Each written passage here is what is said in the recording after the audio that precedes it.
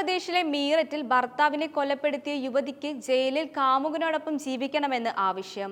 സൗരഭ് രജ്പൂത് എന്ന merchant navy ഉദ്യോഗസ്ഥനെ കൊലപ്പെടുത്തിയ കേസിൽ പ്രതിയായ മുസ്താൻ റസ്കോഗിയെ ജയിലിൽ കാമുകനോടൊപ്പം കഴിയണമെന്ന ആവശ്യമുയർത്തുന്നത്. തനിക്ക് ലഹരി മരുന്ന് വേണമെന്നും ഇവർ ജയിൽ അധികൃതരോട് ആവശ്യപ്പെടുകയായിരുന്നു. എന്നാൽ അതൊന്നും സാധ്യമല്ലെന്ന് ജയിൽ അധികൃതർ യുവതിയെ ധരിപ്പിക്കുകയായിരുന്നു. സ്കൂൾ കാലം മുതൽ മുസ്കാനും സാഹിലും പരിചയമുണ്ടായിരുന്നു എന്നാണ് പോലീസ് പറയുന്നത്. 2019 വാട്സപ്പ് ഗ്രൂപ്പ് വഴി വീണ്ടും ബന്ധപ്പെട്ടു.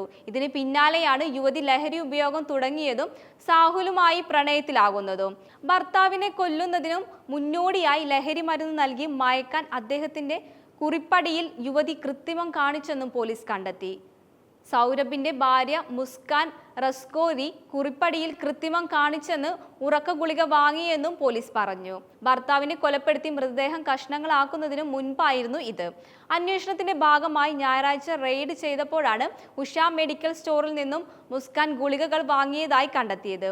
ഇത്തരം മരുന്ന് വാങ്ങാൻ കുറിപ്പടി ആവശ്യമാണോ അതോ കൗണ്ടറിൽ നേരിട്ട് വിൽക്കാൻ കഴിയുമോ എന്നും പരിശോധിക്കുന്നുണ്ട്. കഴിഞ്ഞ 2 വർഷത്തെ എല്ലാ വിൽപ്പനകളും പരിശോധിക്കും. എന്തെങ്കിലും ലംഘനങ്ങൾ ഉണ്ടായാൽ കേസ് ഫയൽ ചെയ്യും. കടയുടെ ലൈസൻസും റദ്ദാക്കും. ഉറക്ക ഗുളികകൾ പോലുള്ള വിഷാദ രോഗ മരുന്നുകൾ കുറിപ്പടിയുടെ അടിസ്ഥാനത്തിലാണ് വിൽക്കേണ്ടത്. മെഡിക്കൽ സ്റ്റോറുകൾ അത്തരം വിൽപ്പനയുടെ രേഖകൾ സൂക്ഷിക്കേണ്ടതുമാണ്. മീററ്റ് ഡ്രഗ് ഇൻസ്പെക്ടർ പീയൂഷ് ശർമ്മ പറഞ്ഞു. അതേസമയം കുറിപ്പടി ഇല്ലാതെ ഇത്തരം മരുന്നുകൾ വിൽക്കാറില്ലെന്നും മെഡിക്കൽ സ്റ്റോർ ഉടമ പ്രതികരിച്ചു.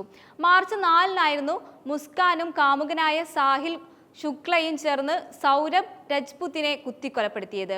മൃതദേഹം കഷ്ണങ്ങളാക്കി ഡ്രമ്മിനുള്ളിൽ സിമന്റ് ഉപയോഗിച്ച് അടച്ചു. മുൻ മർച്ചന്റ് നേവി ഉദ്യോഗസ്ഥനായ സൗരഭ് കൊല്ലപ്പെടുന്നതിന് മുൻപ് ലഹരി മരുന്ന് കൊടുത്തതായും പോലീസ് സ്ഥിരീകരിച്ചു.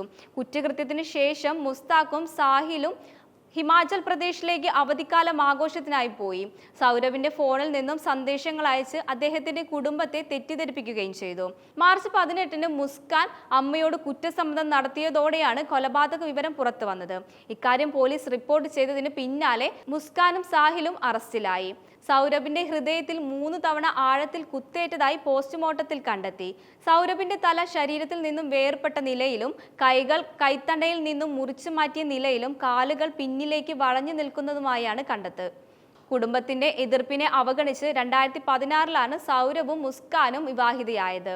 ഇവർക്ക് 6 വയസ്സുള്ള മകളുണ്ട്.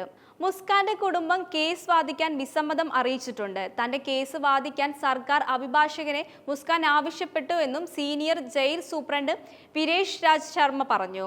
മുസ്കാന്റെ കാമുകൻ സാഹിൽ ഇതുവരെ സർക്കാർ അഭിഭാഷകനെ ആവശ്യപ്പെട്ടിട്ടില്ല. അതേസമയം യുവതി ലഹരി മരുന്നില്ലാതെ അക്രമാസക്തിയാകുന്നുവെന്നും റിപ്പോർട്ടുകളുണ്ട്.